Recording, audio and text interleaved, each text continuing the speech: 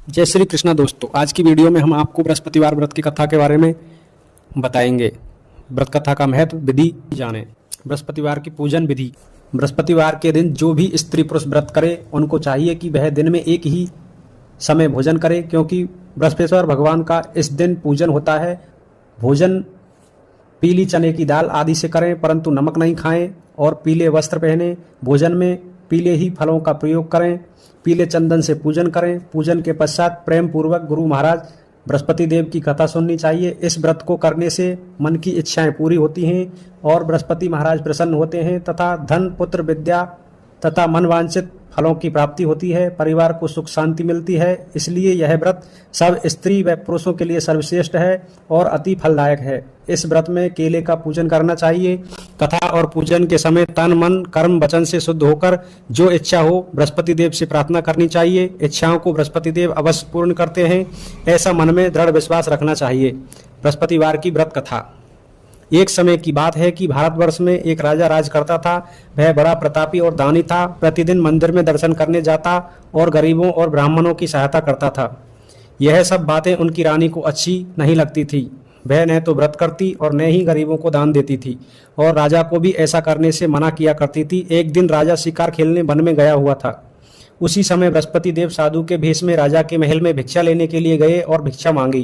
रानी ने भिक्षा देने से इनकार किया और कहा, हे साधु महाराज, मैं तो दान पुण्य से तंग आ गई हूँ। मेरे पति सारा धन लुटाते रहते हैं। मेरी इच्छा है कि हमारा धन नष्ट हो जाए, फिर न रहेगा बांस और न बजेगी बांसुरी। साधु ने कहा, देवी तुम तो बड़ी अजीब हो। धन संतान तो सभी चाहते हैं, पापी भी पुत्र की व धन की इच्छा करता है। यदि तुम्हारे पास अधिक धन है तो भूखों को भोजन कराओ, प्यासों के लिए प्याऊ बनवाओ, मुसाफिरों के लिए धर्मशाला खुलवाओ। जो निर्धन अपनी कुंवारी कन्याओं का विवाह नहीं कर सकते उनका विवाह करा दो। ऐसे और कई काम हैं जिनके करने से तुम्हारा यश लोक परलोक में फैलेगा। परंतु रानी पर उपदेश का कोई प्रभाव न पड़ा। वह बोली, महाराज आप मुझे कुछ न समझाएं। मैं ऐसा धन नहीं चाहती जो हर जगह बांटती फिरूं। साधु ने उत्तर दिया, यदि तुम्हारी ऐसी इच्छा है तो ऐसा ही होगा। तुम ऐसा करना कि बृहस्पतिवार को घर गोबर से लीपना, अपने केशों को धोना, केशों को धोते समय स्नान करना, राजा से कहना कि वह हजामत बनवाए, भोजन में मांस मदिरा खाना, कपड़े धोबी के यहाँ धुलने को डालना। ऐसा 7 बृहस्पतिवार करने से तुम्हारा सारा धन नष्ट हो जाएगा। इतना कहकर वह साधु महाराज वहाँ से चले गए। जैसा वह साधु कह के गए थे रानी ने वैसा ही किया। 6 बृहस्पतिवार बीते ही थे कि उसका सारा धन नष्ट हो गया और सारा परिवार दोनों समय भोजन के लिए तरसने लगा तथा सांसारिक भोगों से दुखी रहने लगे। तब राजा ने रानी से कहा कि तुम यहाँ पर रहो, मैं दूसरे देश में जाता हूँ, क्योंकि यहाँ पर मुझे सभी जानते हैं, इसलिए कोई कार्य भी नहीं कर सकता। देश चोरी परदेश भीख बराबर है। ऐसा कहकर राजा परदेश चला गया। वहाँ जंगल में जाकर लकड़ी काटता और उसे शहर में बेचता। इस तरह वह जीवन व्यतीत करने लगा। इधर राजा के बिना रानी दुखी रहने लगी।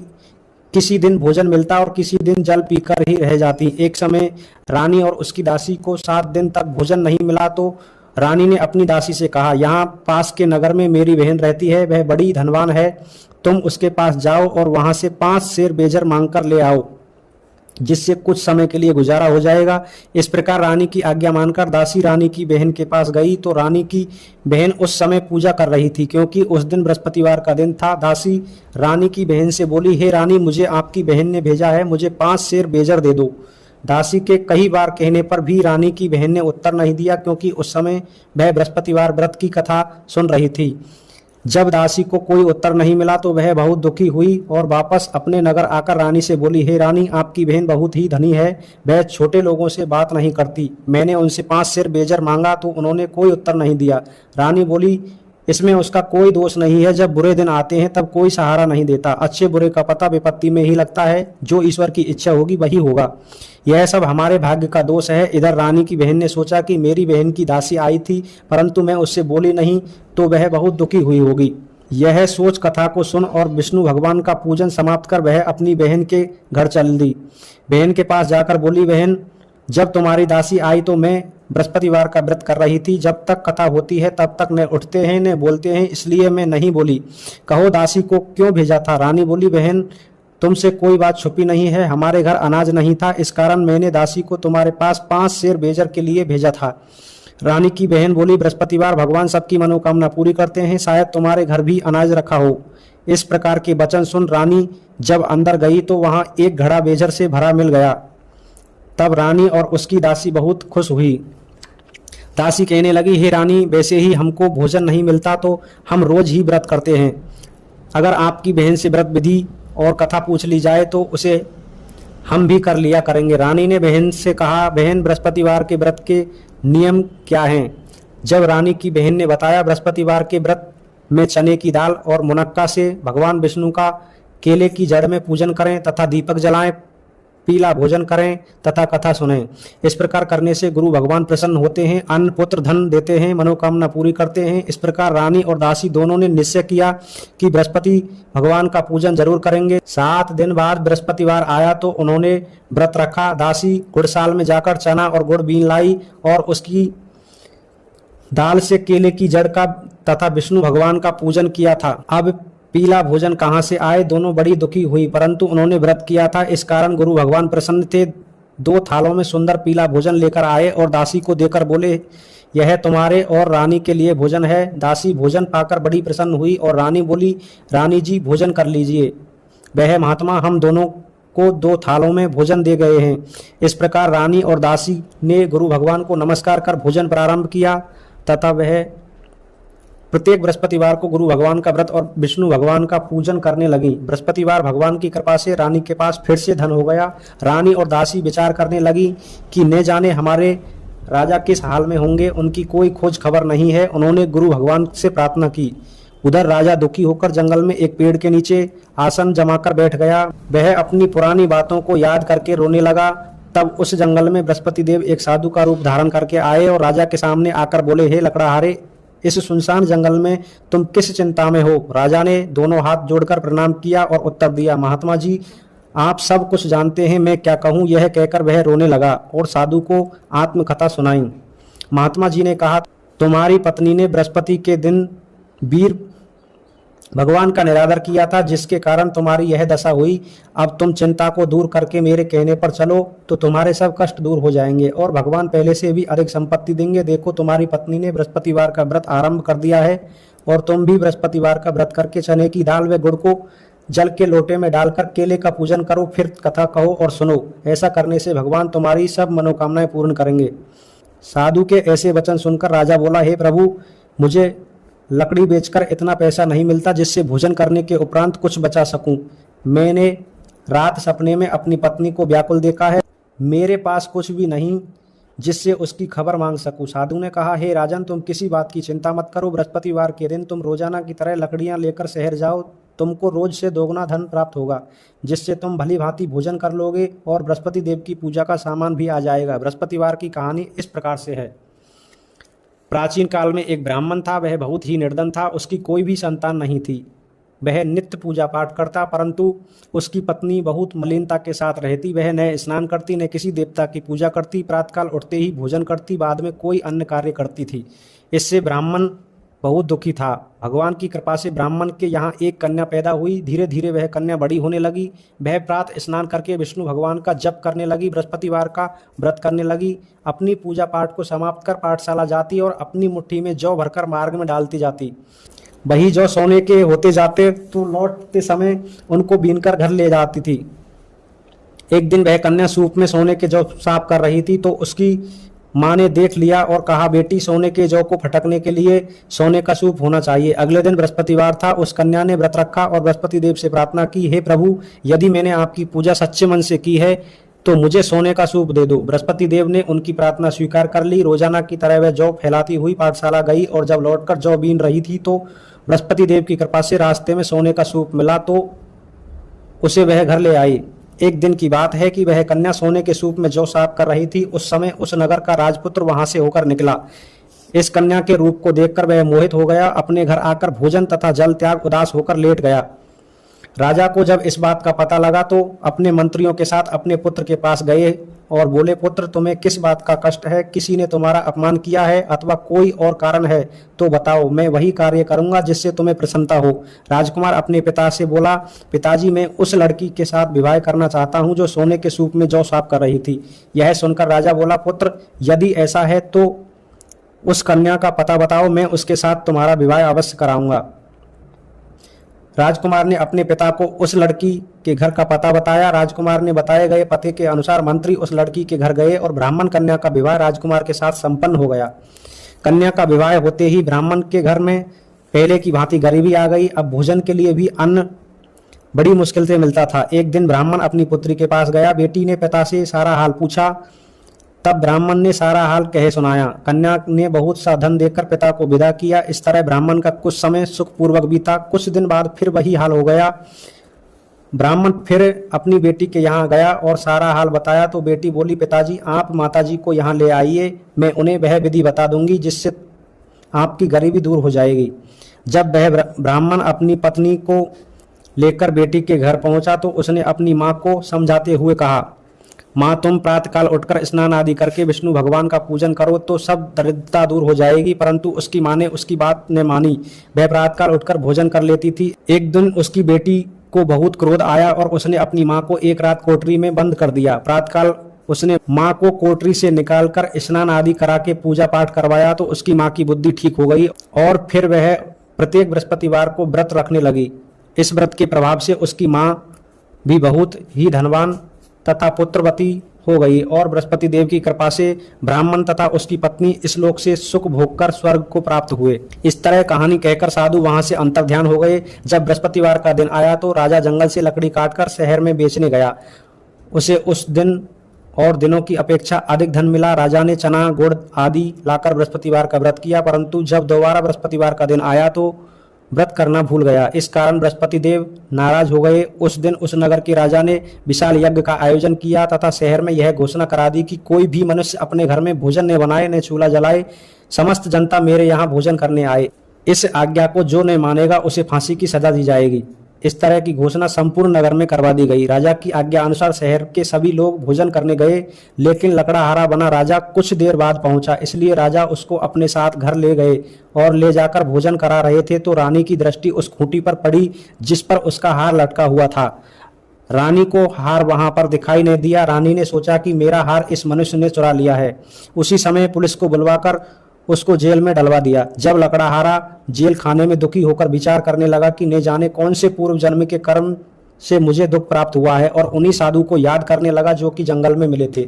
उसी समय तत्काल बृहस्पति देव साधु के रूप में प्रकट हो गए और उसकी दशा को देखकर कहने लगे, मूर्ख तूने बृहस्पति देव की कथा नहीं करी, इस कारण तुझे यह दुख प्राप्त हुआ है। अब चिंता मत कर, बृहस्पतिवार के दिन जेल के दरवाजे पर 4 पैसे पड़े मिलेंगे, उनसे तू बृहस्पति देव की पूजा करना, तेरे सभी कष्ट दूर हो जाएंगे। बृहस्पतिवार के दिन उसे 4 पैसे मिले। लकड़हारे ने कथा कही। उसी रात्रि को बृहस्पति देव ने उस नगर के राजा को स्वप्न में कहा, हे राजा, तुमने जिस आदमी को जेल में बंद कर दिया है वह निर्दोष है, वह राजा है, उसे छोड़ देना।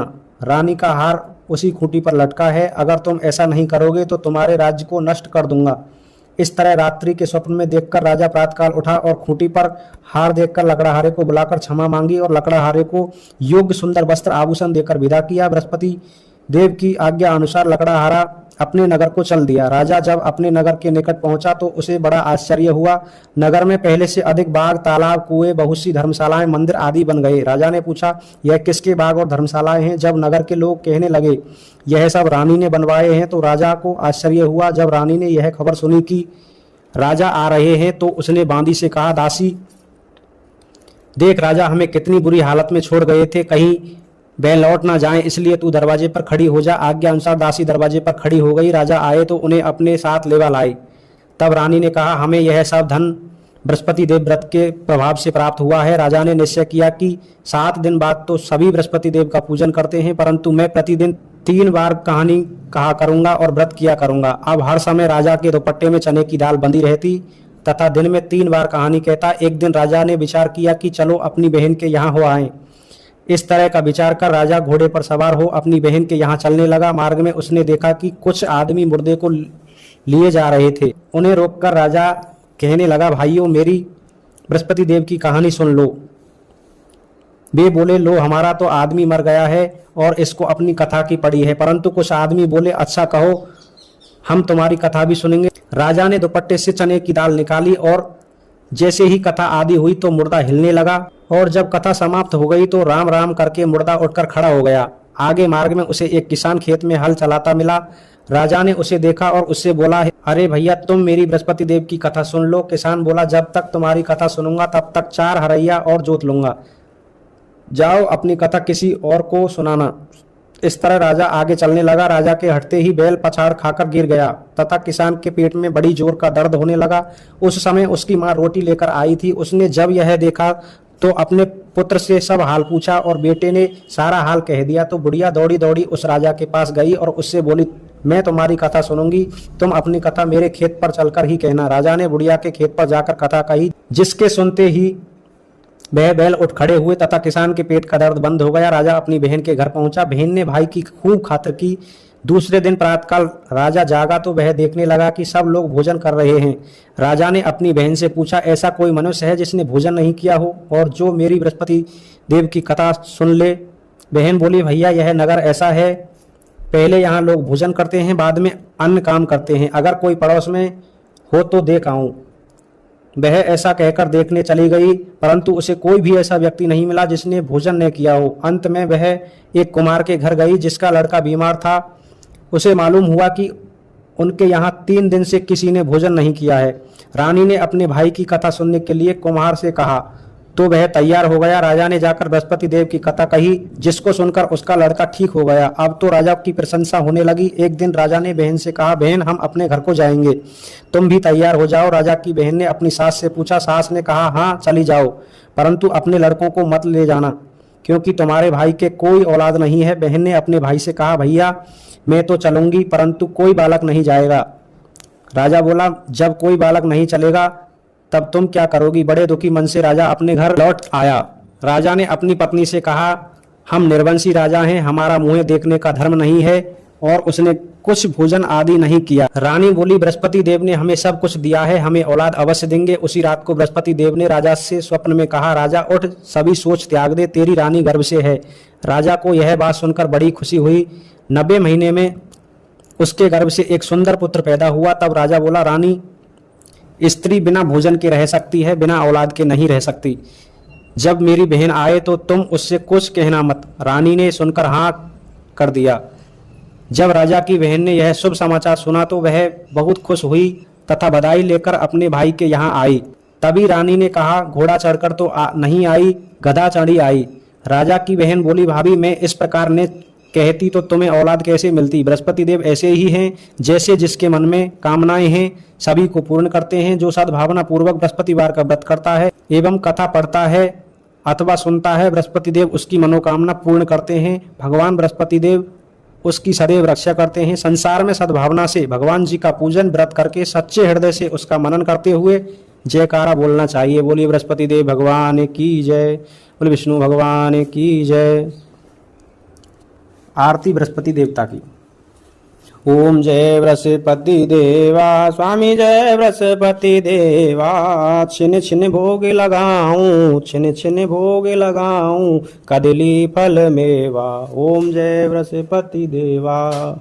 तुम पूरन परमात्मा, तुम अंतर्यामी, स्वामी तुम अंतर्यामी।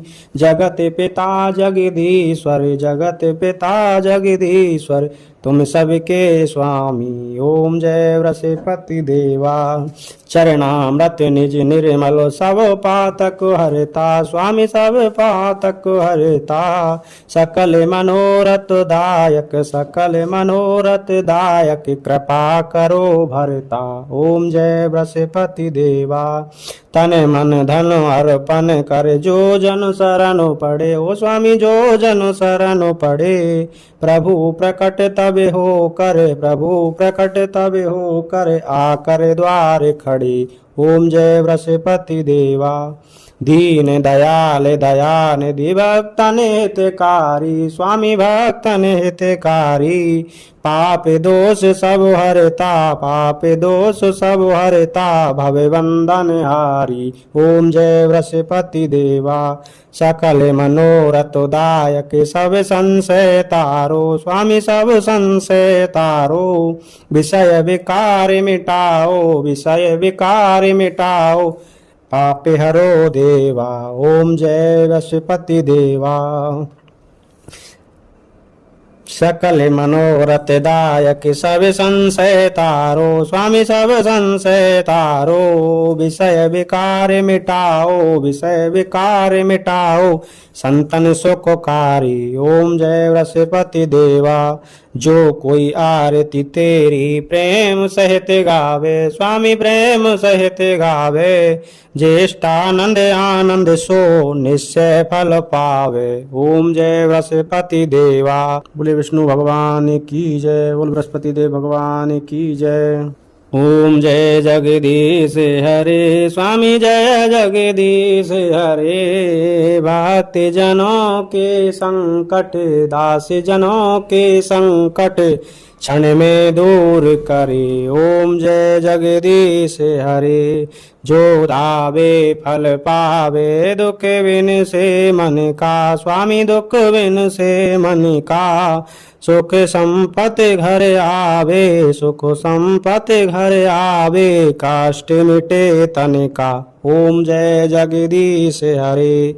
माते पिता तुम मेरे, शरण गऊं किसी की, स्वामी शरण गऊं किसी की। तुम बिन और न दूजा, प्रभु बिन और न दूजा, आस करूं जिसकी। ओम जय जगदीश हरे। तुम्हें पूरन परमात्मा, तुम्हें अंतर्यामी, स्वामी तुम्हें अंतर्यामी। पार ब्रह्म परमेश्वर, जगत पिता जगदीश्वर, तुम सबके स्वामी। ओम जय जगदीश हरे। तुम करुणा के सागर, तुम पालन करता, स्वामी तुम पालन करता। मैं मूरख खल कामी, मैं सेवक तुम स्वामी, कृपा करो भरता। ओम जय जगदीश हरे।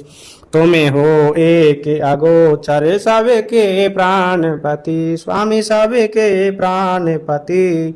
किस विध मिलूं दया में, किस विध मिलूं दया में, तुमको मैं कुमति। ओम जय जगदीश हरे। दीन बंद दुख हरता, तुम ठाकुर मेरे, स्वामी तुम ठाकुर मेरे। अपने हाथ उठाओ, करुणा हाथ बढ़ाओ, द्वार पड़ा तेरे। ओम जय जगदीश हरे। विषय विकार मिटाओ, पाप हरो देवा, स्वामी कष्ट हरो देवा। श्रद्धा भक्ति बढ़ाओ, श्रद्धा प्रेम बढ़ाओ, संतन की सेवा। ओम जय जगदीश हरे। श्री जगदीश जी की आरती जो कोई नर गावे, स्वामी प्रेम सहित गावे। जाके घर लक्ष्मी आवे, जाके आनंद हो जावे, जाके पाप उतर जावे। कहत शिवानंद स्वामी, भजत हरि हर स्वामी, मन इच्छा फल पावे। ओम जय जगदीश हरे। बोल विष्णु भगवान की जय, बोल बृहस्पति देव भगवान की जय। जय जय श्री राधेश।